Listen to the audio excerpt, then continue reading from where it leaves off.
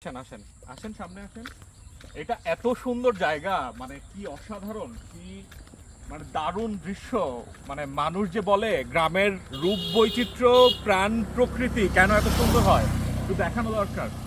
আমি এদিক দিয়ে যাচ্ছিলাম আর কি, একটু একটু ক্যামেরাটা এদিকে হচ্ছে প্যান করে একটু একটু দেখান। এইটা হচ্ছে নাটোর সদরের একটি গ্রামের রাস্তা। আমরা এই রাস্তা ধরে যাচ্ছিলাম আমাদের একটা কাজের জন্য, তো ভাবলাম যে এইখানে হচ্ছে একটু দাঁড়াই। এই রাস্তার হচ্ছে দুই পাশেই কিন্তু হচ্ছে ব্যাপক কৃষি আবাদ হচ্ছে।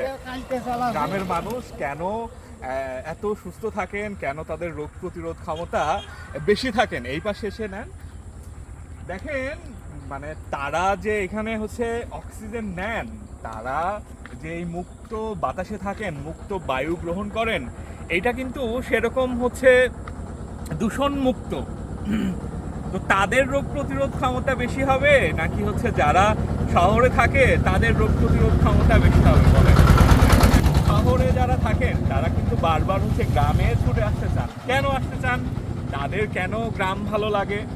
কারণ এই যে গ্রামের অবারিত সৌন্দর্য, এই যে মুক্ত বাতাস, এই যে প্রাকৃতিক দৃশ্য, এই যে সবুজ, এইটা মানুষের মনকে আকর্ষণ করে, মানুষের প্রাণকে এটা চুম্বকের মতো টানে।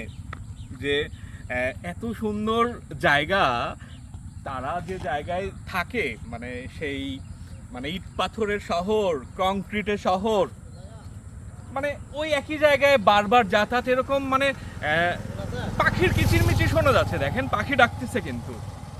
এই যে হয়তো আকাশ দেখে, কিন্তু এরকম মানে এত সুন্দর আকাশ, সবুজের সাথে মিশে যাওয়া আকাশ তাদের দেখার সুযোগ কম হয়।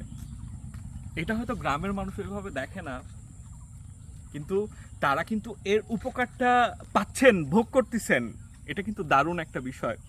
তো মানে এমনি গল্প করার জন্য এদিক দিয়ে যাচ্ছিলাম, মনে হলো যে সুন্দর একটা জায়গায় আপনাদের সাথে দাঁড়িয়ে কথা বলি। ভালো থাকবেন, সালামু আলাইকুম।